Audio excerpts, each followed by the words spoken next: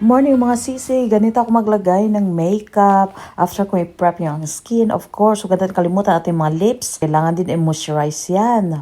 So after na kanyan, naglagay na ako ng concealer. Yung concealer, makatulong yan na itago ang dapat mong takpan. And of course, blend here, blend there. Blending is very important sa paglagay ng makeup. Dito, nilagyan ko rin ng konting liquid foundation. And blend it together. After na ma-blend yung foundation mo at saka yung concealer, ay ito, naglalagay ako ng contour. You don't need to do this, pero ang contour is makakatulong itong makashape ng iyong cheekbones, yung ilong.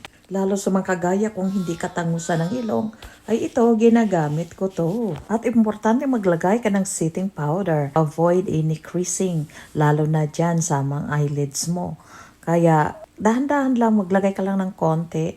Tapos, ayun, i-brush mo ulit para lang matanggal yung mga excess. Of course, kasunod nito ay ilagay ko na tong blush. Yan ang kulay na pinili ko kasi yan ang type ko ngayon. Of course, after ng blush ay maglalagay naman ako ng highlight dito sa gitna ng aking ilong at saka doon sa ibabaw ng aking cheekbones. Saka naman ako maglalagay ng finishing powder. At saka naman ako maglalagay ng mascara dito sa aking mga pilik mata. Ngayon naman na ay yung buhok ko na naman pakialaman ko. Kaliligo ko lang, kailangan ko itong i-blow konti. Gahol ako sa oras, ayoko mag-spend ng maraming minuto dito sa buhok ko. Kaya i-curlers ko na lang yung harap para magkaroon ng volume. Kaya nakabihis na ako. Kaya ang gagawin ko na naman ngayon ay maglalagay ng aking lipstick. Hala, tanggalin ko na itong aking roller gel. Mahuli na ako sa aking train. So ganyan lang at instant volume na agad. Alright, yan lang po. Bye! See you next time!